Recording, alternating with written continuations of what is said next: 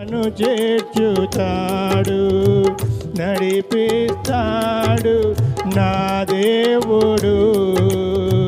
శ్రమలోనైనా నన్ను విడువడు, నడిపిస్తాడు నా దేవుడు. శ్రమలోనైనా నన్ను విడువడు.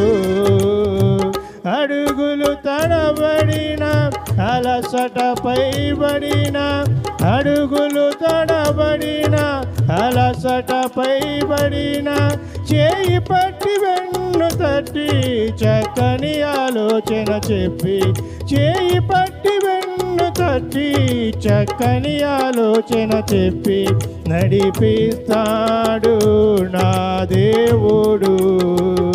శ్రమలోనైనా నన్ను విడువాడు, నడిపిస్తాడు నా దేవుడు. శ్రమలోనైనా నన్ను విడువాడు. దయచేసి అందరూ కూర్చోండి.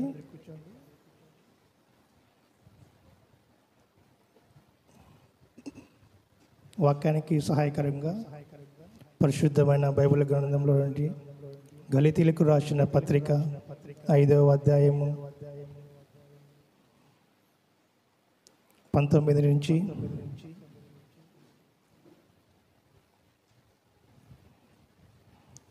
24 వరకు మనము మార్చి చదువుకుందాం.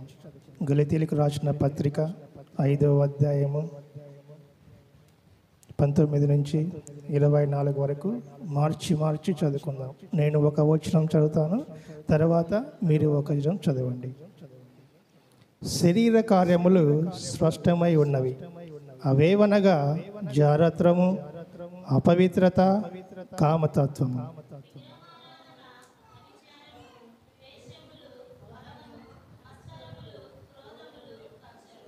భేదములు, విమతములు, అసూయలు, మత్తతులు, అల్లరితో కూడిన ఆటపాటలు మొదలైనవి, వీటిని గూర్చి నేను మునుపు చెప్పిన ప్రకారము ఇట్టి వాటిని చేయువారు దేవుని రాజ్యమును స్వతంత్రించుకొనరని మీతో స్పష్టముగా చెప్పుచున్నాను.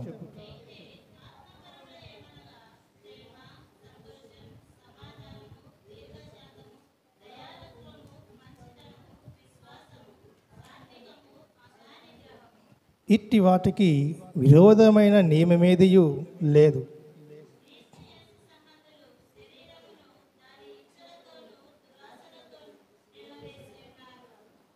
ఇప్పుడు మీరు చదివిన వచ్చిన నేను చదవాలా, మీరు చదవాలా? నేనే చదవాలా కదా. కాబట్టి మనము ప్రభు సన్నిధిలో ఎంత అలర్ట్గా ఉండాలంటే అంత అలర్ట్గా ఉండాలి. అపవాది 3 విధాలుగా మనం మందిరంలోనికి రానికుండా ప్రయత్నం చేస్తాడు. ఒకటి, మందిరంలోనికి రాకోకుండా ఉండడానికి మొట్టమొదటిగా ప్రయత్నం చేస్తాడు.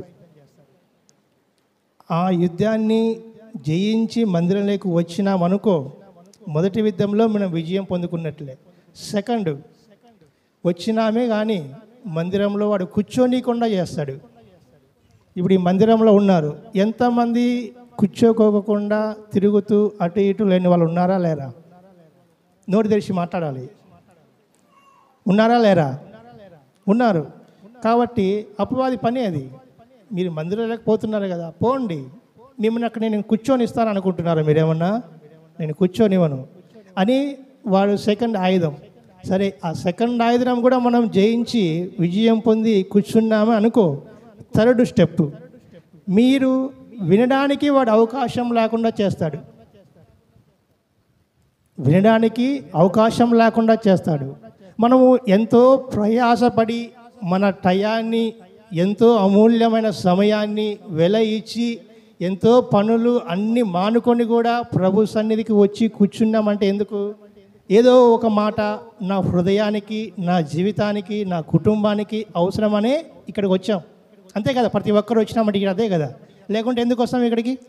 ఇంట్లో కూర్చోవచ్చు కదా, ఇంట్లో కూర్చొని ఏదో ఒక పనులు చేసుకోవచ్చు, ఏదో పనికి పోవచ్చు, ఏదో చేయొచ్చు. ఎందుకు మనం మందిరానికి వచ్చాం? ప్రభు నాతో ఏం మాట్లాడతాడో తెలియదు. నాతో ఏం చెప్తాడో తెలియదు. కాబట్టి ప్రభు మాట నేను వినాలి అని చెప్పి ప్రభు సన్నిధికి వచ్చాం. కానీ అపవాది ఏం చేస్తున్నాడు? ఇననీయకుండా చేస్తున్నాడు. అవునా కాదా? మీ నోటితోనే మీరు చెప్పండి. ఇననీయకుండా చేస్తున్నాడా, చేయట్లేదా? వింటున్నారా? చెప్పాలి. ప్రతి ఒక్కరు నోటి తెరిచి చెప్పాలి. అప్పుడే మనము ఆయన సన్నిధిలో అలర్ట్గా ఉండగలుగుతాం. ఏదో వాళ్ళు వచ్చారు, చెప్తున్నారు, పోతున్నారు అంటే కాదు. చెప్పాలి, నోటి తెరిచి చెప్పాలి. అపవాది మనం ఇన్నిస్తున్నాడా, ఇన్నివ్వట్లేదా? చెప్పాలి. ఇన్నిస్తున్నాడా, ఇన్నివ్వట్లేదా? అవునంటే అవునని చెప్పండి, కాదంటే కాదని చెప్పండి. దీంట్లో పెద్ద క్వశ్చన్ అయితే ఏం లేదు కదా. ఇనియట్లేదు. కాబట్టి అపవాది మూడు ఆయుధాలలో వాడికి ఆల్మోస్ట్ విజయమే దొరుకుతుంది. కానీ దేవునికి దొరకట్లేదు. దేవుడు ఆశపడుతున్నది కూడా ప్రభు సన్నిధిలోకి వస్తున్నాం కాబట్టి ఆయన వాక్యం వినాలని ఆయన ఆశపడుతున్నాడు. కాబట్టి వాక్యానికి వెళ్ళే ముందు చిన్న ప్రార్థన చేసుకుందాం. సృష్టికర్తవైన పరలోకమందున్న మా తండ్రి, నీకు ఎవరలేని స్తుతులు స్తోత్రాలు చెల్లించుకుంటున్నాం. మేము ఏ విధంగా ఆరాధన చేశామో, నీ శరీరమైన రొట్టెలోను, రక్తానికి సారసమైన రసపార్తలోను పాలు పంపులు పొందడానికి ఇక్కడ వచ్చిన ప్రతి ఒక్కరికి మీరు సహాయం చేసిన విధానం బట్టి స్తోత్రాలు చెల్లించుకుంటున్నాం. మొదటి వర్తమానంలో మీకు మహిమకరంగా జరిగించిన విధానం బట్టి స్తోత్రాలు చెల్లించుకుంటున్నాం. రెండో వర్తమానంలో కూడా మీ దీనదాసు ద్వారా మీరే బురగా మాట్లాడండి. వాడబడుతున్నది నేను కాదు, నా దేవుడు, నా పరిశుద్ధాత్మ శక్తి నాలో ఉంచి మాట్లాడుతుంటున్నాడు. నేను మాట్లాడితే ఎవరు మాట వినరు. అవును, అది వ్యర్థము. ఎందుకు వినాలి? ఆయన ఎవరు? ఏ పార్టీ వారు? ఆయన చెప్తే మేము ఎందుకు వినాలి అనే స్వభావం కలిగిన జీవితంలో జీవిస్తున్నాం మేము. కానీ దేవుడు మాట్లాడితే వింటాడు. ఎందు నిమిత్తం అంటే ఆయన పరిశుద్ధుడు, పవిత్రుడు, నిర్దోషి, నిష్కల మనుషుడు, పాపులలో చేరక ప్రత్యేకంగా ఉన్నవాడు. అవును, అటువంటి దేవుడు మాట్లాడితేనే మనుషులు వింటారు. కాబట్టి మీరు నాలో ఉండి మీరే మాట్లాడమని సన్నిధిలో ప్రార్థించుకుంటున్నాం. చదివబడిన వాక్యములో ఎవరికి ఏ మాటలు అవసరమో, ఏ విధంగా బోధించాలో, నేను మట్టి వారిని, ఎందుకు పనికిరాంటి వంటి వారిని, నోరుని మాంగిల్యం లేనటువంటి వారిని, బుద్ధి లేనివంటి వారిని, చూపు లేనటువంటి వారిని, కానీ మీరే నాకు సహాయం చేసి నాలో ఉండి వాడబడడానికి మీరే సహాయం చూపించమని అడుగుతూ, మొదటి నుంచి అంతవరకు నీ సహాయం చూపించమని అడుగుతూ, మమ్మల్ని మేము తగ్గించుకుంటూ నీ నామను హెచ్చిస్తూ సమస్తం కూడా మీ చేతులకు అప్పచెప్పుకుంటూ మా రక్షకుడైన యేసుక్రీస్తు నామమున అడిగి వేడుకుంటూ ప్రార్థిస్తున్నాము తండ్రి. ఆమేన్.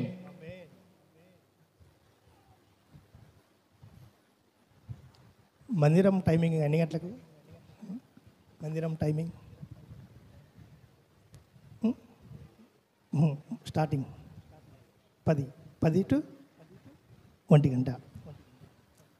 ఇప్పుడు మనము 10 గంటలకని టైం స్టార్ట్ చేసుకున్నాం. 10 గంటలకంటే ఎంతమంది 10 గంటలకు వచ్చారు?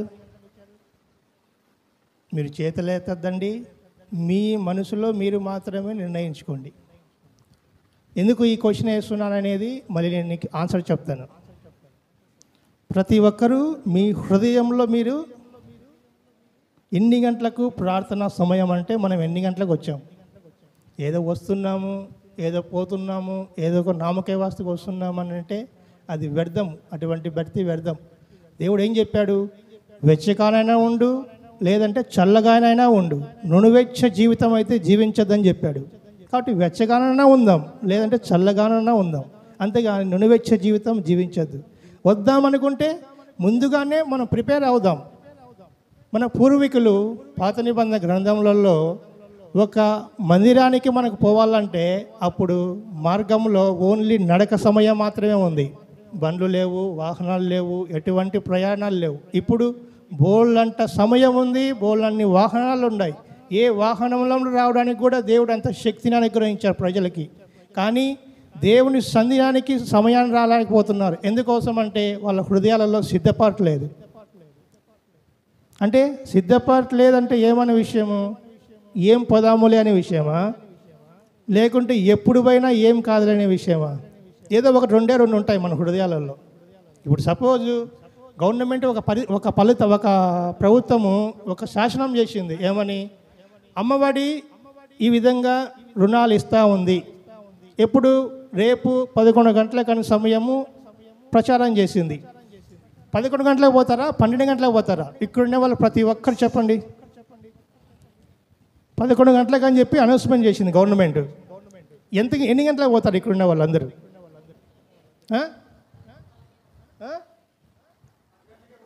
10 గంటలకే పోతారు. ఏమి అవునా? ఈ కొంటే ఏమైపోతుంది? అది మన భక్తి. కానీ అధికారులకు మనసునిచ్చింది ఎవరు? సృష్టించిన సృష్టికర్త. అధికారులు మా ప్రజలు ఈ విధంగా ఇబ్బంది పడుతున్నారు, ఈ విధంగా వాళ్ళకి సహాయం చేయమని జ్ఞానం చేసింది ఎవరు? సృష్టించిన సృష్టికర్త. ఆయన భూమిని, ఆకాశమును, అందులో ఉన్న సమస్తమైన జీవరాశుల్ని, అధికారులను, ప్రభుత్వాలను, నాయకులను సమస్తము ఆయన మాటతోట కలిగజేసిన దేవుడు ఆయన. ఎందుకు నిమిత్తం అంటే నీ నిమిత్తము నా నిమిత్తమే వాళ్ళు ఉండేది. మనము ఓటేయకపోతే వాళ్ళు లేరు.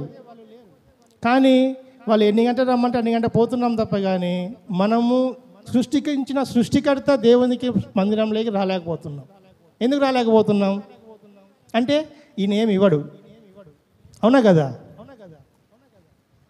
వాళ్ళు డబ్బులు ఇస్తున్నారు కాబట్టి పోయాము. అంటే మందిరంలో ఏమి ఇవ్వరు. అంతే కదా? అంతే కదా?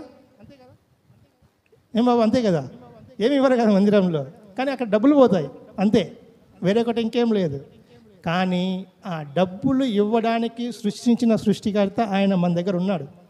అంటే 10 గంటలకు టైం అంటే 10 గంటలకు ఆయన మందిరం దగ్గర వెయిట్ చేస్తూ ఉంటాడు.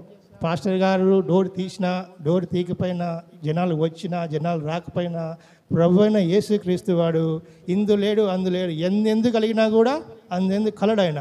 కాబట్టి 10 గంటలకు ఆయన మందిరం తలుపు దగ్గర వెయిట్ చేస్తూ ఉంటాడు. ఏమని? అయ్యో నా బిడ్డ వస్తుంది, నా కుమారుడు వస్తాడు, ఆయనతో పాటు నేను ముందు వెళ్ళాలి. కాబట్టి అంత గొప్ప భాగ్యం ఎవరికి దొరుకుతుంది చెప్పండి? ఆయనతో పాటు లోపలికి వెళ్ళే భాగ్యం ఎవరికి దొరుకుతుంది? ఎవరు ముందైతే వస్తారో వాళ్ళకు దొరుకుతుంది. అది అమ్మఒడిలో ముందు దొరికినంత కన్నా దేవుడు పట్టజాలంటే విస్తారం పైన ఆకాశం నుంచి డోర్లు తెరిచి ఓపెన్ చేసి ఉన్నాడు. అరే నా బిడ్డ వస్తా ఉంది లోపలికి, అతనికి అవసర లెక్కలు తీర్చాలి అని చెప్పేసి వెయిట్ చేస్తున్నారు. కానీ మనము చూస్తే కానీ నమ్మట్లేదు. ఆదాదంలో చెప్పాడు కదా, తోమ చూస్తే తప్ప నేను నమ్మనని చెప్పేసి. కాబట్టి యేసుక్రీస్తు వారు దేవుడు వచ్చిన లోపలికి, కానీ మనము నేనే ఉండా, నేనే దేవుడు అంటే మీరు నమ్ముతారా? నమ్మరు. అంత అజ్ఞానమైన దశలో మనం ఉంటున్నాం. ఈ లోక సంబంధమైన దేవత మనిషికి గుడ్డితనాన్ని కలగజేసింది. అంటే నమ్మితే ప్రతి ఒక్కరు దైవములు అవుతారు. బైబిల్ గ్రంథంలో దేవుడు తనకన్నా కొంచెము తక్కువ వానిగా చేశారు. దేవుడు ఓన్లీ విశ్వాసులను, బాప్తిసం చెందిన ప్రతి ఒక్క విశ్వాసి కొంచెము తక్కువ వానిగా చేయగలిగాడు అంతే.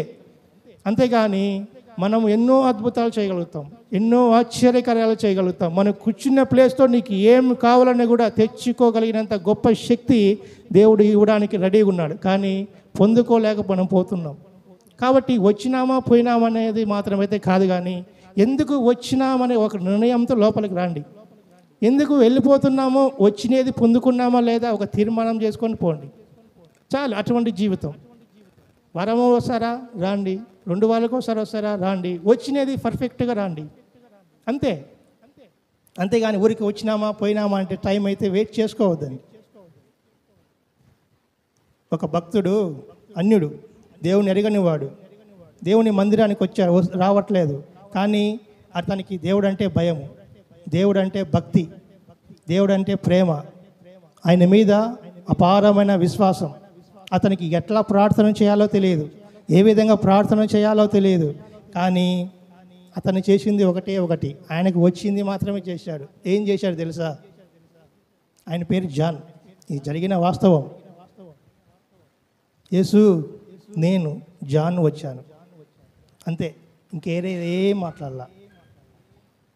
కానీ మన సృష్టించిన సృష్టికర్తవు నువ్వు నోరు తెరిస్తే చాలు, నీకు ఏం అవసరం ఉంది, నీకు ఏం అక్కర ఉంది ఆయన సమస్తము ఎరిగిన దేవుడు. అంతేగాని నోరు తెరిచి గంటలు ప్రార్థన చేస్తేనే కానీ జవాబు ఇవ్వడు.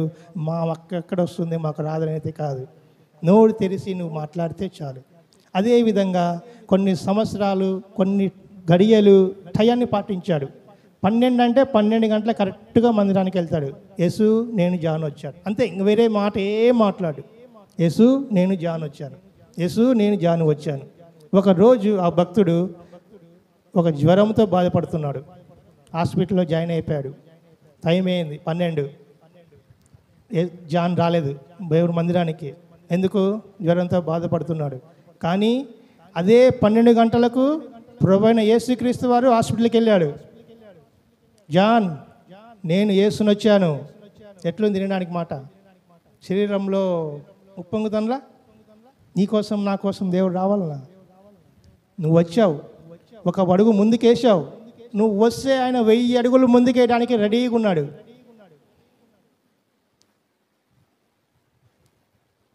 జాన్, నేను యేసుని వచ్చాను. చుట్టుపక్కల ఉన్న ప్రజలు, ఎంతోమంది బంధువులు వస్తున్నారు, పోతున్నారు. హాస్పిటల్లో ఉంటున్న వాళ్ళకి మనం తెలుసు కదా, ఏదో ఒకటి పండ్లు, ఫ్రూట్స్, బ్రెడ్ ఏదో ఒకటి తీసుకెళ్తాం. వాళ్ళు తింటున్నారు ఆహారం, కానీ వాళ్ళ శరీరంలో ఒక గ్లో లేదు. హాస్పిటల్ ఉన్న వాళ్ళు అనారోగ్యంగా ఉన్నప్పుడు ఫేస్ అనేది కొద్దిగా చిక్కిపోతుంది, లేదంటే బలహీనంగా ఉంటారు. కానీ తెచ్చే వాళ్ళు తెస్తున్నారు, తింటున్నారు, కానీ అనారోగ్యంతోనే ఉంటున్నారు. కానీ ఈ అబ్బాయి చుట్టూ ఒక్కరు కూడా రాలేదు. కానీ చుట్టుపక్కల వాళ్ళకి డౌట్, మేము నీ దగ్గర హాస్పిటల్ ఉంటున్నాం, మా దగ్గరికి అందరూ వస్తున్నారు, అన్నీ తెస్తున్నారు, తింటున్నాం, కానీ మేము ఈ విధంగా ఉంటున్నాం. నీ దగ్గర ఎవరు రావట్లేదు, కానీ నువ్వు మాకన్నా ఎందుకు బాగున్నావు? క్వశ్చన్ వేశారు చుట్టుపక్కల. అంతే కదా, ఇప్పుడు మన ఏరియాలో మనం ఉంటున్నాము, మనము వాళ్ళలాగా బతుకుతున్నాము, వాళ్ళు మనలాగా బతుకుతున్నారు. కానీ వాళ్ళకన్నా మనం ఎక్కువ బతుకుతున్నామంటే ఏదో ఒక రీజన్ అయితే ఉంది కదా, ఏదో ఒక రీజన్ ఉంది, ఏదో ఒక అద్భుతం అయితే జరుగుతూ ఉంది. అదేవిధంగా వీళ్ళు ఇతను అడిగారు, మా దగ్గరికి అందరూ వస్తున్నారు, అన్నీ తెస్తున్నారు, కానీ మేము ఆరోగ్యంగా ఉండట్లేదు, ఫేస్ గ్లో లేవట్లేదు, కానీ నీ దగ్గర ఎవరు రావట్లేదు, ఏమి ఇవ్వట్లేదు, నువ్వు ఎందుకుండా అట్లుంటున్నావు, రహస్యం ఏమని చెప్పాడు. అప్పుడు అతను అడిగాడు, మీ దగ్గరికి లోక సంబంధమైన మనుషులు వస్తున్నారు తప్ప కానీ నా దగ్గరికి సృష్టించిన సృష్టికర్త వస్తున్నాడు, అందుబట్టే నాకు ఇంత ఆరోగ్యం ఆయన ఇస్తున్నాడు అని చెప్పేసి గొప్ప సాక్ష్యాన్ని ఇచ్చాడు. ఈ సాక్ష్యం ఎందు నిమిత్తం మీకు చెప్పానంటే సమయం, టైం, ఆ టైము ఆ సమయం అతను పాటించాడు కాబట్టి ఇంత గొప్ప జవాబు పొందుకోగలిగాడు. కాబట్టి ఇప్పుడు కూడా సమయము ఆలస్యం అయితే ఏం లేదు. కాబట్టి మనం మేల్కుందాం, ప్రభు సన్నిధికి వస్తున్నామంటే టయాన్ని ఫాలో అవుదాం. ఒక 2 నిమిషాల ముందు రావద్దాం, ఏమవుతుంది? ఇప్పుడు ట్రైన్కే వెళ్ళాలి కదా, ట్రైన్కి వెళ్ళినప్పుడు 10 గంటలకు ట్రైన్ అంటే 10 గంటలకి పోతామా? ఈడ 10 గంటలకు పోతే ట్రాఫిక్, ఆటో ఎక్కి కారు ఎక్కి పోవాలనుకుంటే ఎంతసేపు పడుతుంది? వెళ్ళిపోయి ట్రైన్ కూడా వెళ్ళిపోతుంది.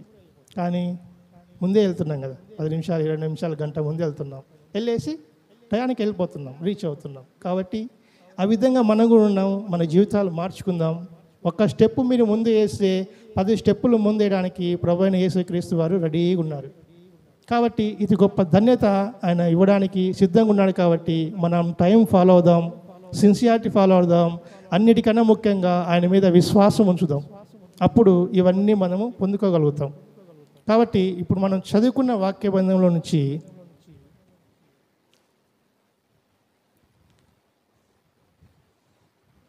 22వ అధ్యాయము చదవండి. నిదానంగా, చిన్నగా, స్పష్టంగా చదవండి.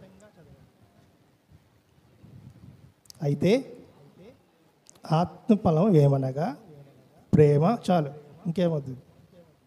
అయితే ఆత్మఫలం ఏమనగా ప్రేమ. ప్రేమ అంటే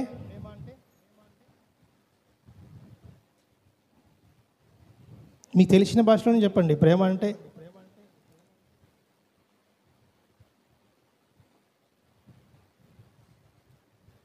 అంటే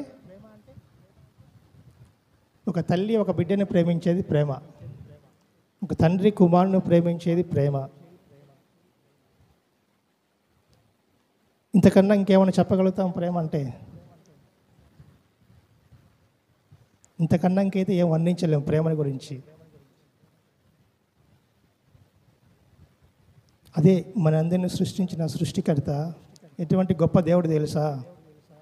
24 పెద్దల చేత, కోట్ల దూతగణముల చేత రెయ్యింబగులు స్తుతించబడుతూ, మహిమపరచబడుతూ, కొనియాడబడుతూ, స్తుతించబడుతూ, పరిశుద్ధుడు పరిశుద్ధుడు పరిశుద్ధుడని పొగడబడుతున్న ఆ దేవుడు నిన్ను నన్ను ప్రేమించి అంత గొప్ప మహిమని వీడి కేవలము మనుష్యునిగా, రిక్తునిగా, దాసునిగా దాసుడు అంటే ఇప్పుడు సపోజ్ కొంతమంది ధనికులు ఉంటారు, సపోజ్ ఊళ్ళోనే ఉండి ధనికులు ఉన్నారు, వాళ్ళల్లో పని వాళ్ళు ఉంటారు. పని వాళ్ళు ఏమంటారు మీరు? దాసులు అంటారు. దాసుడు అంటే ఏమేమి పనులు చేయాలి? వాళ్ళు ఏం పనులు చెప్పినా చేయాలి, ఏ విధమైన పనులు చెప్పినా చేయాలి. కానీ దేవుడు నీ నిమిత్తం నా నిమిత్తము ఎంతగా తగ్గించుకున్నాడు తెలుసా? అంతగా తగ్గించుకొని దాసునిగా వచ్చాడు ఈ లోకానికి. ఎందుకు? ఆరాధన చెప్పాడు, కోడల యొక్కయు మేకల యొక్కయు రక్తంతో కాకోకుండా పరిశుద్ధమైన రక్తముతో వెల చెల్లిస్తేనే మన పాపములు క్షమించబడతాయి, లేకపోతే మన పాపం క్షమించబడవు. ఎటువంటి అంత ఘోరమైన పాపం మనం చేస్తూనే ఉంటున్నాం.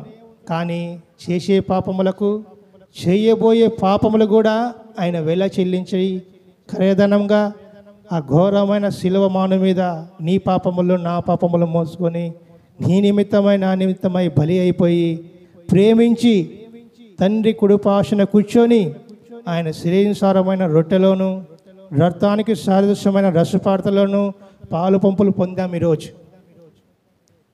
పొందామా లేదా? ఇక్కడికి వచ్చిన ప్రతి ఒక్కరు పొందామంటే ఆయన చూపించిన ప్రేమ మాత్రమే. లేకపోతే మందిరం ఆవరణంలోకి కూడా మనం రాలేం.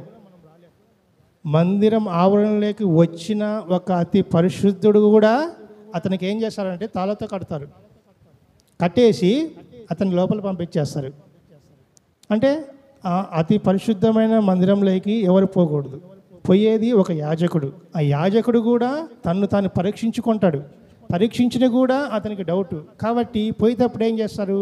నడుముకు తాళ్ళు కట్టుకొని లోపల పంపించేస్తారు. పంపించేసి క్షేమంగా తిరిగి వచ్చినాడా ఓకే, లేకపోతే తాళ్ళతో కట్టి ఇగ్గేస్తారు ఆయన. ఎందుకంటే అది ప్లేస్ లేకపోవడానికి మనకు అర్హత లేదు. కాబట్టి అటువంటి గొప్ప దేవుడు నీకు నాకు మందిరంలోకి వచ్చి నిలబడి మాట్లాడే స్వాతంత్రం ఇచ్చాడంటే ఎంత ప్రేమ చూపించాడు దేవుడు చెప్పండి. ఆ ప్రేమను మనం వర్ణించడానికి కూడా అర్హత లేదు. కాబట్టి ప్రేమకు సాదృశ్యము చాలా, ఇంతకన్నా ఇంకేమన్నా చెప్పాలా? ఇంత గొప్ప సాదృశ్యము ఇంకా ఆయనకు ప్రేమ గురించి మనము వర్ణించలేం ప్రియరా. కాబట్టి ప్రేమను మనం ఫాలో అవుదాం, ప్రేమను మాత్రమే పంచిపెడదాం, ఇంకొకటి ఏం కాదు. కోడలు అత్తని ప్రేమిస్తూ ఉందా? ఈ దినాలలో ప్రేమిస్తూ ఉందా? లేదు. అత్త కోడలను ప్రేమిస్తూ ఉందా? మామ అల్లుడిని ప్రేమిస్తున్నాడా? ప్రేమ మామను ప్రేమిస్తున్నాడా? అన్న తమ్ముడిని ప్రేమిస్తున్నాడా? తమ్ముడు అన్నని ప్రేమిస్తున్నాడా? అక్క చెల్లెల్ని ప్రేమిస్తూ ఉందా? చెల్లెల్ని అక్క ప్రేమిస్తూ ఉందా? ఏమి ఒకే కడుపున పుట్టారు కదా, ఎందుకు ప్రేమించుకోవట్లేదు? స్వార్థం, దేశం, అసూయ. నేను ప్రేమ చూపించేసి అతను ఇంకెక్కువ ఎక్కడ సంపాదించుకుంటాడు, నేను ఎక్కువ మాట్లాడితే జ్ఞానం ఎక్కడ సంపాదించుకుంటాడు? అటువంటి జీవితాలలో జీవిస్తున్నాం. కానీ దేవుడు చెబుతున్నాడు ప్రేమ కలిగి జీవించమని అంటున్నాడు. అదేమన్నా వెలగా చెల్లించాలి? ఏమన్నా ఉచితం కదా. ప్రేమ చూస్తే ఏమైపోతుంది? పక్కనున్న ఆమెతో ఒక్కసారి ప్రేమతో మాట్లాడితే నీ మీద నిన్ను సంపాలని వచ్చినా కూడా ఆమె సంపుతుందా? సంపుతుందా? సంపదు. ఎందుకు? ప్రేమ. అది ఆ ప్రేమ కనపడదు. ఇంకా ఆ సమస్తము ఆ మీద ఉన్న కక్ష అంతా కూడా అది పోతుంది. కానీ మనం ఏం చేస్తున్నాము? ఇంకా ఆమె దాని మీద కృష్ణాలు పోసి అంటించడానికి ప్రయత్నం చేస్తున్నాం. అది మనం చూపించే ప్రేమ. ఎందుకు? దానివల్ల వ్యర్థమే కదా. ఏమన్నా లాభం ఉందా? ఏం లేదు. మా వాక్యం వినాలి ప్రతి ఒక్కరూ.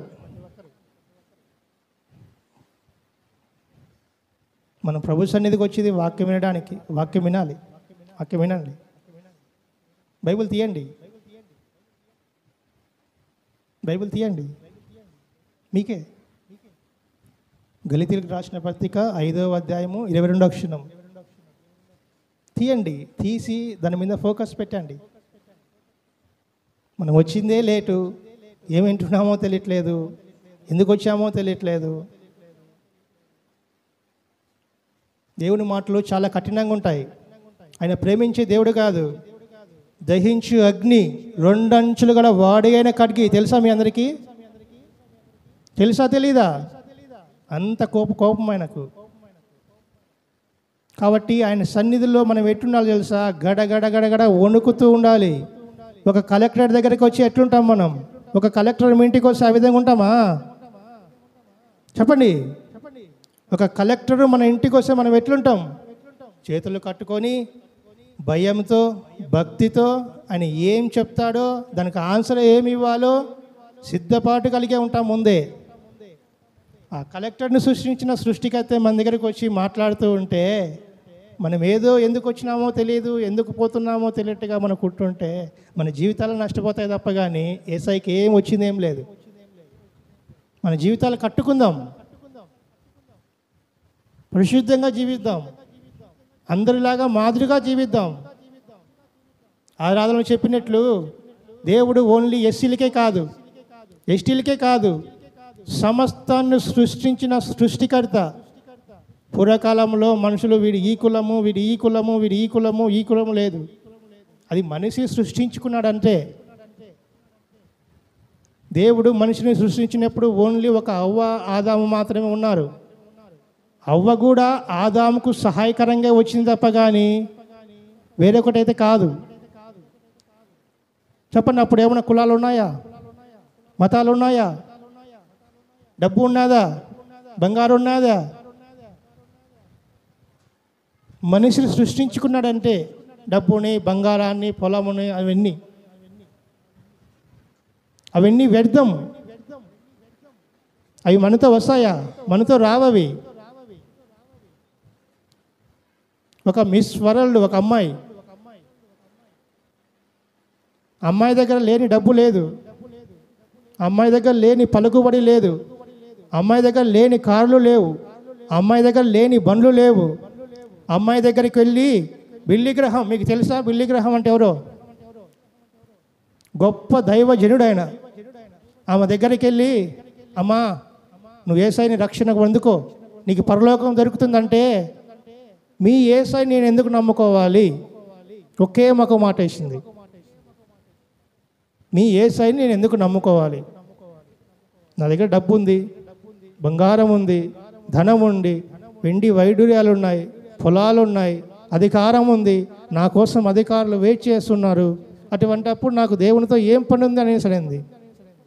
అమ్మా ఇవన్నీ నీతో రావు, చనిపోతే నువ్వు ఎక్కడికి వెళతావు అది మాత్రమే గ్రహించు. అయితే నరకం లేకపోతే పరలోకం. ఈ లోకంలో అంద సౌందర్యాలతో, అన్ని వ్యసనాలతో నువ్వు ఏ విధంగా సుఖంగా సంతోషంగా ఉంటున్నావో అదే ఆ సుఖమైన జీవితం, సంతోషమైన జీవితం కూడా నువ్వు పరలోకం ఉండాలంటే ఇవి నిన్ను సుఖపెట్టవు. ఈ భూలోక సంబంధమైన వీటిని సుఖపెడతాయి తప్ప కానీ పరలోకమైన వాటి మీద ఇవి సుఖపెట్టలేవు. కాబట్టి పరలోకంలో కూడా ఇటువంటి సుఖం కావాలంటే నువ్వు ఏం చేయాలి? దేవుణ్ణి మాత్రమే నమ్ముకోవాలి. ఆయన పరిశుద్ధుడు, ఆయన పాపులను క్షమించడానికి సిద్ధ మనసు కలిగిన వాడు. నువ్వు ఎట్టి పాపివైనా సరే యేసయ్యా నన్ను క్షమించంటే క్షమించడానికి రెడీగా ఉన్నాడు. దానికి వెల అక్కర్లేదు, పలుకుబడి ఎక్కట్లేదు, బంగారు ఎక్కట్లేదు, వైడూర్యాలు ఎక్కట్లేదు. కానీ నీ నోటితో ఒప్పుకుంటే చాలంటే ఆమె అప్పటికి కూడా నోటి తెరిచి ఒప్పుకోలేదు. కానీ ఘోరమైన వ్యాధి, ఎయిడ్స్ వ్యాధితో చనిపోయి నరకానికి పోయి చనిపోయింది. ఇప్పుడు చెప్పండి, వెండి మనతో వచ్చిందా? బంగారం అంతా వచ్చిందా? పలుకుబడి మనతో వచ్చిందా? ఏమొచ్చింది మనతో? ఏమైనా వచ్చిందా? ఏది రాలా. మళ్ళీ ఏది రానప్పుడు ఎందుకు దాని మీద ప్రయాసపడుతున్నాం? ఏమి రాదనేసి అంటున్నారు. మళ్ళీ ఏమి రానప్పుడు అది మీకు తెలుసు, కానీ ప్రయాస ఎందుకు? ఎందుకు ప్రేమ చూపించలేకపోతున్నాం? ప్రేమ చూపించట్లేదు, అదొక్కటే కదా రీజను. ఏమి రాదన్నప్పుడు మళ్ళీ ప్రేమ చూపించడంలో తప్పేముంది? ప్రేమ చూపించవచ్చు కదా. కానీ దేవుడు మీ నుంచి, నా నుంచి ఆశపడుతున్నాడు. మీరు రక్షింపబడినారో రక్షణ పొందలేదో నేనైతే అడగట్లేదు. రక్షణ పొందింటే మీ రక్షణను డెవలప్ చేసుకోండి. రక్షణ పొందలేదా తీర్మానం చేసుకోండి. సమయం లేదు. ఇప్పుడే ఈ క్షణమైనా కూడా మీరు సమయం ఉన్నప్పుడే సద్వినియోగం చేసుకోండి, అడగండి. బయటికి వెళ్తే మనకి ఏం జరుగుతుందో తెలియదు, ఎప్పుడు ఏం జరుగుతుందో మనకు తెలియదు. దేవుని రాకడకు దేవుడు సూచనలు చెప్పాడు. యుద్ధాలు, భూకంపాలు, పెళ్ళికి ఇవ్వబడడం, పెళ్ళి చేసుకోవడము, కొన్ని సూచనలు చెప్పాడు. ఇప్పుడు జరుగుతున్నాయి లేదా యుద్ధాలు, భూకంపాలు? చూస్తుంటారు కదా, సెల్లు ఉంది కదా మన దగ్గర. జరుగుతున్నాయి లేవా? జరుగుతుంటున్నాయి. మనకు తెలిసి కొన్ని మాత్రమే. దగ్గర 180 దేశాలలో ఇప్పుడు యుద్ధం జరుగుతూ ఉంది. ఎప్పుడు ఏ క్షణము ఏం జరుగుతుందో తెలియదు. ఒక్క బాంబు కానీ వేస్తే, న్యూక్లియర్ బాంబు, ప్రపంచమే నాశనమయ్యే స్థితిలో ఉంటా ఉంది. ఆ నాశనమైన స్థితిలో చనిపోతే నరకానికి పోతామా, చనిపోతే పరలోకం పోతామా, తేల్చుకోవాల్సింది మనమే. అంటే మనం యుద్ధంలో సైనికుల్లాగా ఉండాలి. ఉంటే ఇక్కడ ఉండాలా, ఆయన సువార్త చెప్పాలా, ఆయన మాట చెప్పాలా. లేకపోతే పరలోకంలో చేరాలా, ఆయన స్తుతించాలి, ఆయన కనపరచాలి. 2 తీర్మానం చేసుకోండి. అంతకు మించి ఇంకేమొద్దు, ఇంకేం తీర్మానం చేసుకోవద్దండి. కాబట్టి ప్రతి ఒక్కరూ ప్రేమ కలిగి జీవించడానికి ప్రయత్నం చేయండి. ఎన్నో వాక్యాలు వింటారు, ఎంతోమంది చెప్పి వింటారు, కానీ వచ్చినాము పోతున్నాము అంటున్నాము తప్ప కానీ ఏదో ఒక్క పాయింట్ పట్టుకోండి. మీ వీలైతే ఒక 1 వీక్ పెట్టుకుంటారా, ఒక నెల పెట్టుకుంటారా, ఒక సంవత్సరం పెట్టుకుంటారా, అది మీ కెపాసిటీ. నేను ఈరోజు నుంచి ఎదుటి వ్యక్తి మీద, నా బంధువుల మీద ప్రేమ చూపించాలి, అంతే, ఇంకేమొద్దు. అది ఎన్ని రోజులు పడుతుందో అది మీ ఇష్టం. సంవత్సరం పట్టచ్చు, 10 ఏళ్ళు పట్టచ్చు, 20 ఏళ్ళు పట్టచ్చు, దేవుడు రాకడ వరకు కూడా పట్టచ్చు. అది మీ కెపాసిటీ అంతే. కానీ ఒక తీర్మానం చేసుకోండి, ఒక తీర్మానం చేసుకొని మందిరానికి రండి. అంతేగాని ఊరికి వచ్చినాము పోయినాము ఊరికి వేస్ట్. కాబట్టి దేవుడు ఏం చెప్తున్నాడు? ప్రేమ కలిగి జీవించమంటున్నాడు. దాని తర్వాత ఎన్ని ఉన్నాయి ఒకసారి చదవండి. సంతోషము, సమాధానము, దీర్ఘశాంతము, దయాళత్వము, మంచితనము, విశ్వాసము, సాత్వికము, ఆశా నిగ్రహము. ఎన్ని ఉన్నాయి ఒకసారి కౌంట్ చేసినారా?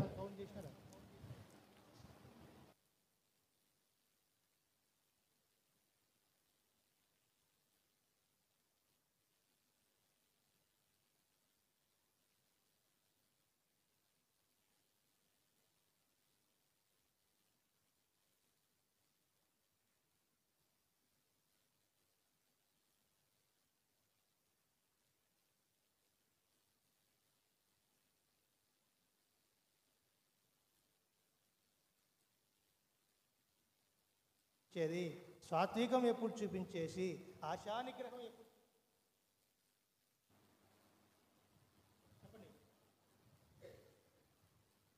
మళ్ళీ జన్మ అంటే అప్పుడు ఏమన్నా మళ్ళీ చూస్తాంలే అనేసి అంటారా? మళ్ళీ జన్మ అంటే అయితే ఉండదు. చెప్పారు కదా ఆరాధనలో కూడా, మళ్ళీ జన్మ అనేది లేదు. కానీ ఇవన్నీ చాలామందికి క్లాజులు, దానికి ఇంకా క్లాజులు ఉంటాయి. అది దీర్ఘంగా మనం ఆలోచిస్తే దాంట్లోనే ఇమిడి ఉంటాయి అవన్నీ. ఇవి మీకు చెప్పిండొచ్చు, చెప్పకపోకుండా కూడా ఉండొచ్చు. కానీ ఇప్పుడు నేను చెప్తా ఉన్నా ఆ 9 కూడా ప్రేమకు అంటబడి ఉంటాయి. ఒక్కసారి ఆ ప్రేమను ఫీల్ అయ్యేసి అవి చదవండి. ఆ ప్రేమను మీ హృదయంలో ఫీల్ అయిపోయేసి ఆ తర్వాత నుంచి చదవండి. ప్రేమను ఊహించుకుంటూ, ప్రేమను కలుపుకుంటూ అవి చదువుకుంటూ రాండి.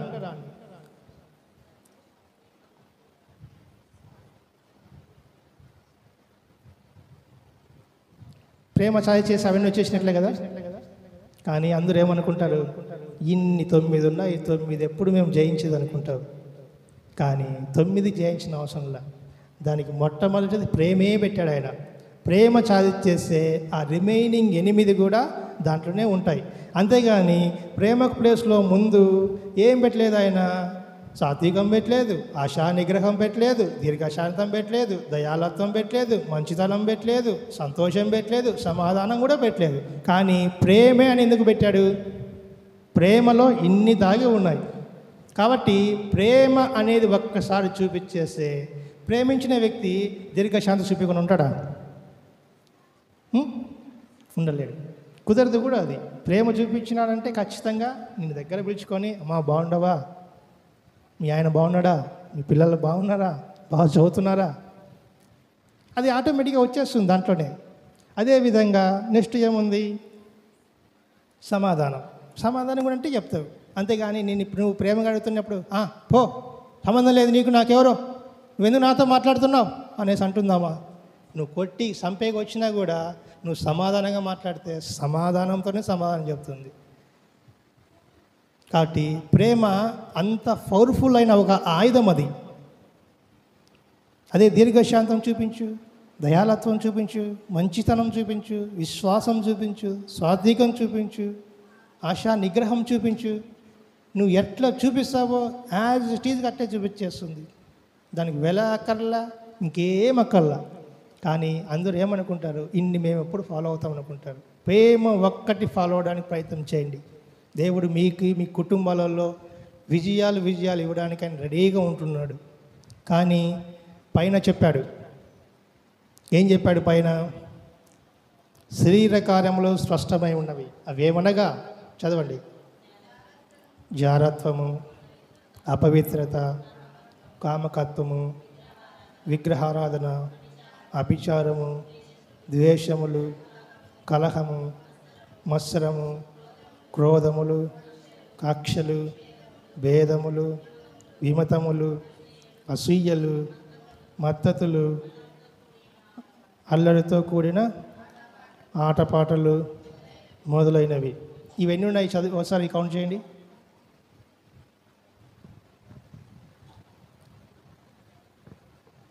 కౌంట్ చేయండి అని ఎందుకు చెప్తున్నా అంటే, మీ హృదయం 18 ఉన్నాయా? 14 కూడా కాదు. మళ్ళీ చెప్పండి, కౌంట్ చేయండి ఒకరు. జారత్వం,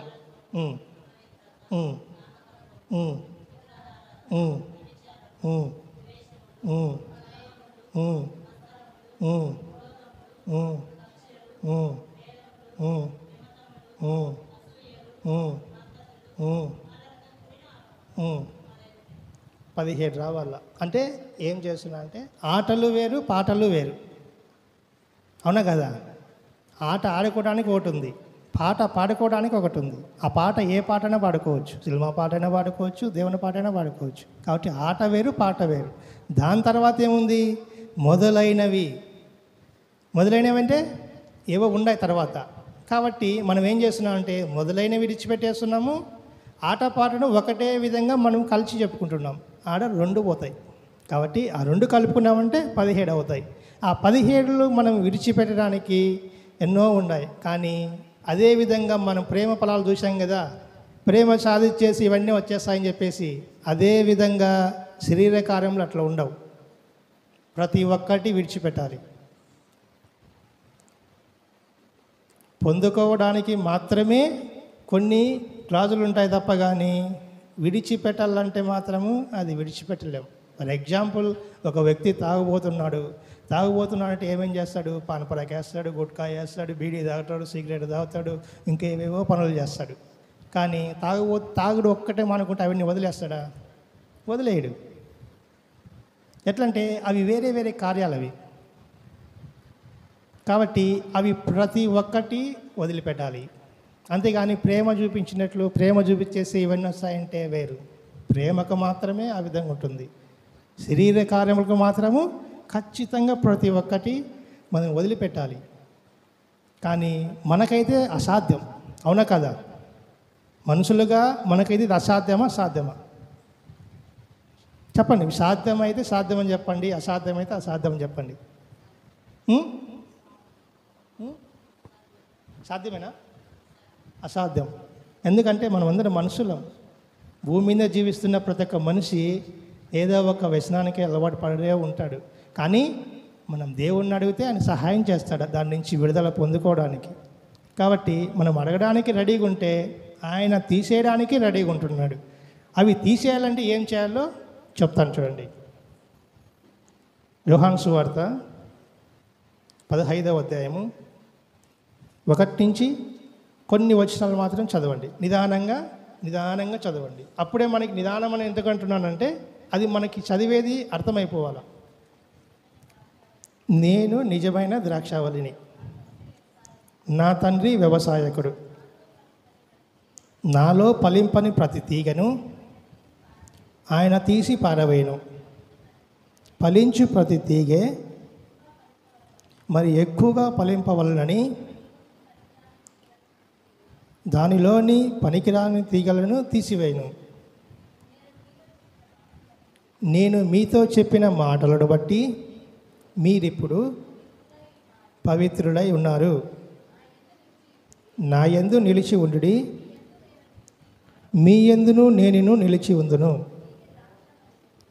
తీగ ద్రాక్షవల్లిలో నిలిచి ఉంటే గాని తానంతట తానే ఎలాగూ ఫలింపదో అలాగే నా యందు నిలిచి ఉంటేనే కానీ మీరును ఫలింపరు. ద్రాక్షావల్లిని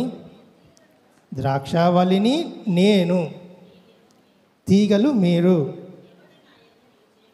ఎవడు నా యందు నిలిచి ఉండునో, నేను ఎవని యందు నిలిచి ఉందునో వాడు బహుగా ఫలించును. నాకు వేరుగా ఉండి మీరేమీ చేయలేరు. ఎవడైనను నా యందు నిలిచి ఉండని ఎడల వాడు తీగ వలె బయట పారవేయబడి ఎండిపోవును. మనుష్యులు అట్టి వాటిని పోగు చేసి అగ్నిలో పారివేతురు, అవి కాలిపోవును. నా యందు మీరును, మీ యందు నా మాటలను నిలిచి ఉండిన ఎడల మీకేది ఇష్టమో అడుగుడి, అది మీకి అనుగ్రహింపబడును. చాలు అటు వరకు. కాబట్టి ఇప్పుడు మనం ఆత్మఫలాలు చూసాం, శరీర కార్యములు చూసాం. కానీ ఇక్కడ ఆయన ఏం చెప్తున్నాడు? ఇప్పుడు మీరే చెప్పారు, ఆత్మఫలాలు చేయడానికి రెడీగా ఉన్నారు. కానీ అది కూడా ఎందుకంటే సింపుల్ కాబట్టి ప్రేమ చూపించడం. కానీ ఇవి వ్యసనాలు మానుకోవాలి కదా. అత్త మీద కోపం చూపించడం, కోడళ్ళ మీద కోపం చూపించడం, అన్న మీద కోపం చూపించడం, వేరే వాళ్ళ మీద కోపం చూపించడం, అది అంత సింపుల్గా మానుకోలేము. చెప్పినంత ఈజీ అయితే కాదు. అది ఎట్లంటే మన పూర్వీకుల నుంచి వచ్చిన ఆచారం అది. ఆ విధంగా జీర్ణించుకుపోయింది. కోడళ్ళంతేనే అత్త మీద కోపం చూపించే తీరాలి. అది మానట్లేదు. అత్త కోడల మీద కోపం చూపించినే తీరాలి. మరి కోడల్ని కూతురులాగా చూసుకోండి. చూసుకోకూడదని ఎక్కడ రూల్ ఉందా? చెప్పండి, ఎక్కడ రూల్ ఏమైనా ఉందా? ఆమె కూడా ఆడబిడ్డే, ఈమె కూడా ఆడబిడ్డే కదా. జస్ట్ ఇండ్లు చేంజ్ అయిందంటే ఆ ఇంటి నుంచి ఇంటికి వచ్చింది. మీ కూతురు కూడా ఇంటి నుంచి ఆ ఇంటికి పోయింది కదా. మీ కూతురు ఏమైనా మీ ఇంట్లో ఉందా? ఉండట్లేదు కదా. మళ్ళీ ఎందుకు చూపించట్లేదు? కూతురే అంత ప్రేమ ఎందుకు? కోడలు అంటే అంత ద్వేషం ఎందుకు? ఆమె ఆడబిడ్డ, ఈమె ఆడబిడ్డే కదా. మళ్ళీ ప్రేమ చూపిస్తే ఏమవుతుంది? కానీ అది ఎందుకు ఆ విధంగా అలవాటు అయిపోయింది. ఆ అలవాట్ల నుంచి మనం మానుకోలేకపోతున్నాం. కానీ దేవుడు ఏమంటున్నాడు? నా యందు నిలిచి ఉండండి, అడుగుడు ఇవ్వబడును అనేసి అంటున్నాడు. కాబట్టి నేను నిజమైన ద్రాక్షావళిని, నా తండ్రి వ్యవసాయకుడు. నా తండ్రి వ్యవసాయకుడు అంటే ఈ సంభాషణ ఎవరికెవరు జరుగుతూ ఉంది? చెప్పాలి. సగం వాక్యం మీరే చెప్పాలా?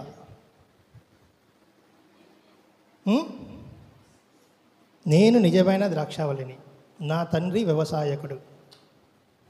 ప్రభువైన యేసుక్రీస్తు వారు చెప్తున్నాడు ఏమని?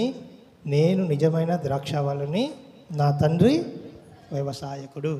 ప్రభువైన యేసుక్రీస్తు వారు ఎంతగా తగ్గించుకున్నాడు చూడండి. ఆయనే తగ్గించుకున్నప్పుడు మనం ఎందుకు తగ్గించుకోలేకపోతున్నాం? కాబట్టి మనం తగ్గించాలి. ఆయన భూలోకానికి వచ్చింది ఊరికే రాలేదు. ఎట్లంటే మనుషులు చూస్తేనే నమ్మగలుగుతాడు, చూడకుండా అయితే మనిషి నమ్మే అసాధ్యం. ఎందుకంటే తోమా దేవుని శిష్యులలో ఒకడు. ఆయన తిరిగాడు, చూశాడు, ఆశ్చర్యకార్యాలు చూశాడు, అద్భుత కార్యాలు చూశాడు, సమస్తం చూశాడు. చూసి ఆయన నమ్మలేదు. చెప్తే ఏమని, నేను నమ్మను, నేను చూస్తేనే నమ్ముతా అని చెప్పాడు. అప్పుడు ఏం చెప్పాడు, చూసి నమ్మే కన్నా చూడక నమ్మేవారు ధన్యుడు అన్నారు. కాబట్టి మనం నమ్ముదాం. నమ్మితే మనం ఆశీర్వాదాలు చూస్తాం, అద్భుతాలు చూస్తాం, ఆశ్చర్యకార్యాలు చూస్తాం. కాబట్టి నేను నిజమైన ద్రాక్షావళిని, నా తండ్రి వ్యవసాయకుడు. నాలో ఫలింపని ప్రతి తీగను తీసివేసి పారవేసిను, ఫలించు ప్రతి తీగ మరి ఎక్కువగా ఫలింపవలనని దానిలోని పనికిరాని తీగలను తీసివేశాడు. అంటే మనమందరం మందిరానికి వస్తున్నాం, కానీ మనలో పనికిరాని తీగలను ఉన్నాయి లేవా? మనలో పనికిరాని తీగలు కూడా కొన్ని ఉన్నాయి. అవి తీసేసుకుంటే మనం ఫలించుతాం, కానీ అవి ఎట్లా తీసేసుకోవాలో మనకు తెలియట్లేదు. అవి అసలు ఉన్నాయా, అవి ఉంటే ఏమన్నా ఇబ్బందా అనే ఆలోచించడం లేదు. మందిరానికి వెళ్ళావా, వెళ్ళినా. రొట్టెరసం తిన్నావా, తిన్నా. వచ్చినావా ఇంటికి, వచ్చినా. మళ్ళీ సండే పోయినావా, పోయినా. మళ్ళీ తిన్నావా, తిన్నా. ఇదే జరుగుతుంది తప్ప కానీ ఏమన్నా ఇంప్రూవ్మెంట్ ఉందా? ఏం లేదు. కానీ ఒక్కొక్క లైను చిన్నగా నెమ్మదిగా ఎందుకు చదివానంటే అది మీకే అర్థమైపోతుంది. కాబట్టి మనం మారుదాం. అది మనకు అసాధ్యమే, కానీ దేవుడిని అడిగితే దేవుడు ఇవ్వడానికి రెడీగా ఉన్నాడు. సపోజు ఇక్కడంతా విలేజు ఏరియా, ఒక వ్యవసాయకుడు ఒక పంట వేస్తాడు. పంట వేసి ఏం ఎక్స్పెక్ట్ చేస్తాడు? పంట నుంచి పంట పొలాల అభివృద్ధి చెందాలా, పంట కొయ్యాలా, ఆ పంటను ధాన్యం కూర్చుకోవాలి, దాన్ని బట్టి డబ్బును కూర్చుకోవాలి. అది ఒక వ్యవసాయకుడు లక్షణం. మన వ్యవసాయకుడు ఎవడు? ప్రభువైన యేసుక్రీస్తు వారు. ప్రభువైన యేసుక్రీస్తు వారు ఏం చెబుతున్నారు? అరే, నా పిల్లలు అనవసరంగా దారి తప్పిపోతుంటున్నారు, ఇబ్బందులు పడుతున్నారు, వాళ్ళ వల్ల కావట్లేదు ఈ లోకంలో జీవించాలంటే అని ఇబ్బంది పడుతున్నప్పుడు దేవుడు వ్యవసాయం మనలో చేయడానికి రెడీగా వస్తూ ఉంటే మనం ఎంతమంది సిద్ధపడగలిగి ఉన్నాం? కాబట్టి అందుకోసమే ఆయన చెప్తూ ఉంటున్నాడు, నాలో ఫలింపని ప్రతి తీగను ఆయన తీసి పారవేయను, ఫలించు ప్రతి తీగ మరి ఎక్కువగా ఫలింపవలనని దానిలోని పనికిరాని తీగను ఆయన తీసివేయడానికి రెడీగా ఉన్నాడు. ఇప్పుడే ఈ క్షణమే మీ హృదయాన్ని ఆయనకి అప్పచెప్పండి. ఆయన అప్పచెప్తే మీ శరీరంలో ఉన్న బలహీనత, శరీరంలో ఉన్న ఏ విధమైన అవయవం ఏ విధంగా ఇబ్బంది పెడుతూ ఉందో తీసేయడానికి ఆయన రెడీగా ఉన్నాడు. నేను మీతో చెప్పిన మాటను బట్టి మీరు ఇప్పుడు పవిత్రులై ఉన్నారు. అది నమ్మాలి. నమ్ముట నీ వలనైతే నమ్మవానికి సమస్తము సాధ్యం. మొన్న పాకిస్తాన్ ఇండియా యుద్ధం జరిగింది, తెలుసా మీకు అందరికీ? తెలుసు. ఎంతమంది ఆ యుద్ధం గురించి ఏమన్నా పాల్గొన్నారు? యుద్ధంలో పోయేసి ఎవరన్నా పాల్గొండే కదా? ఒకరు కూడా. ఏమి, మనమందరం దేశ పౌరులమే కదా, ఇండియానే కదా. ఏమన్నా మనం ఆడబోతా ఉన్నావు, కానీ మనం పోవాల్సిన పని లేదు. మనము ఇక్కడ ఉన్నా కూడా యుద్ధంలో 100 మందితో సమానం. అంత పవర్ఫుల్ మన ప్రార్థన. నమ్ముతారా నమ్మరా? ఖచ్చితంగా నమ్మే తీరాలి. మనం నమ్మట్లేదంటే ఆ జవాబు పొందట్లేదు. జవాబు పొందితేనే అప్పుడు నమ్ముతాం. ఒక స్టూడెంట్ 10th క్లాస్ ఎగ్జామ్ రాస్తున్నాడు. వాడు ఏం చేస్తాడు? పాస్ అవుతాను రాస్తాడు. ఫెయిల్ అయినాడు అనుకో, మళ్ళీ సప్లిమెంట్ రాయాలనుకో, ఎంత రాసినా నేను మళ్ళీ ఫెయిల్ అవుతానని అవిశ్వాసం పెడతాడు తప్ప కానీ ఖచ్చితంగా రాస్తే పాస్ అవుతానే విశ్వాసం పెట్టాడు. కాబట్టి మనం నమ్మితే, విశ్వాసం పెడితే ఆ యుద్ధం మనం జయించగలుగుతాం. ఒకవేళ నువ్వు యుద్ధంలో చేరినా కూడా నేను ఏదో ఒక విధంగా వాడుకుంటాడు తప్ప కానీ ముందరలో అయితే పెట్టాడు కదా. ఇప్పుడు మోడీతో మనం మాట్లాడగలుగుతామా? మాట్లాడలేము.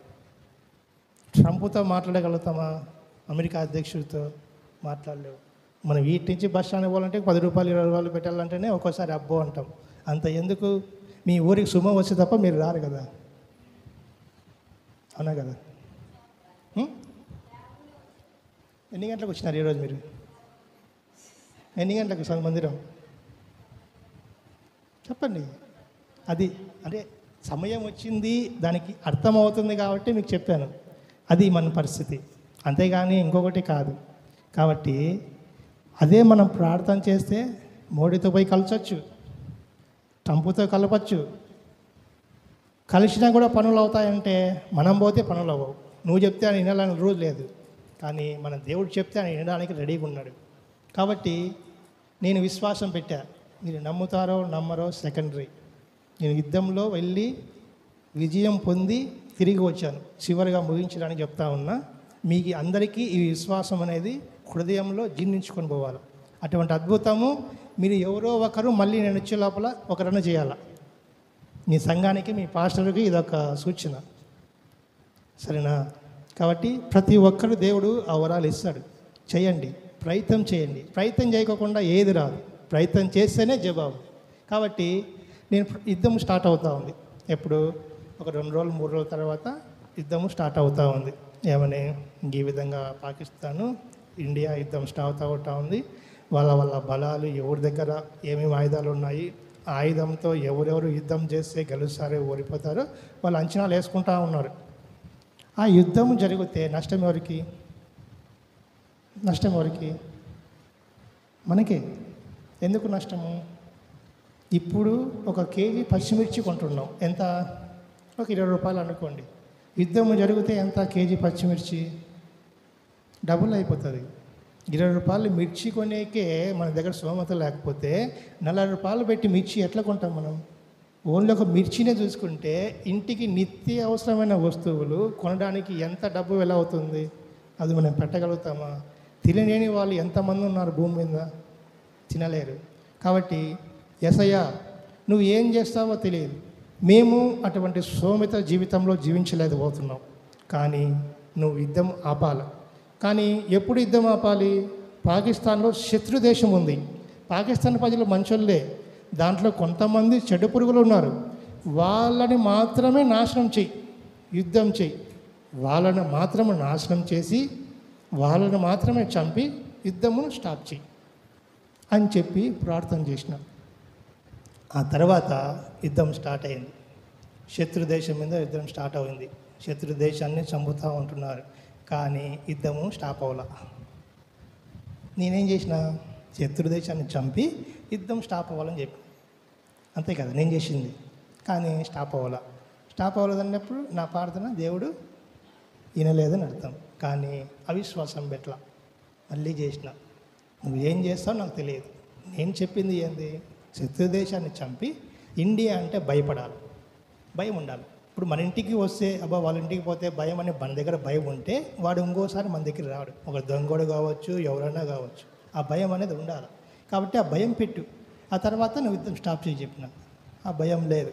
ట్రంప్ ఫోన్ చేసినాడు మోడీకి, అరే మోడీ యుద్ధం ఆపేరా, ప్రజలు ఇబ్బంది పడుతున్నాను అని చెప్తే, నువ్వు చెప్తే నేనేంద్ర ఆపేదని చెప్పేసి వాడు పట్టించుకోకుండా స్టార్ట్ చేసినాడు. అప్పుడు మనం ఫెయిల్యూర్ అయిపోతున్నాం జీవితం.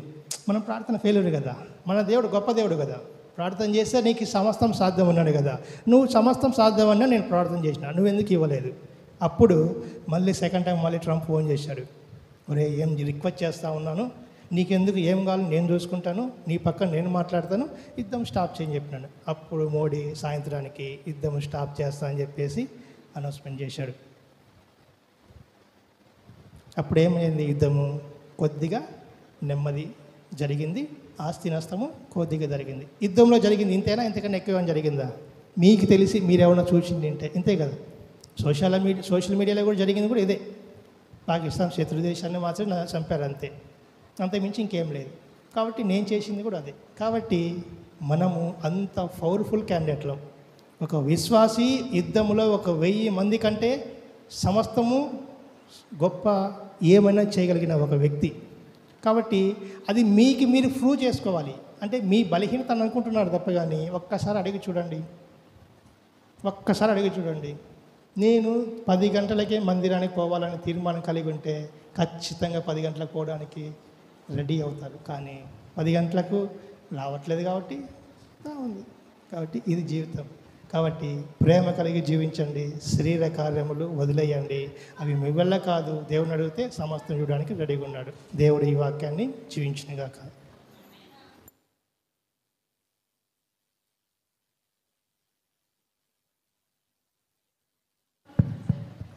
మంచిది. ఇంతవరకు చక్కటి వాక్యం మనకు అందించిన బాబుని బట్టి సంఘం తరపున వందనాలు తెలియజేస్తున్నాం. ఓకే, ప్రార్థన చేస్తాం. అయిపోయింది. స్వామి అందరు మోకరి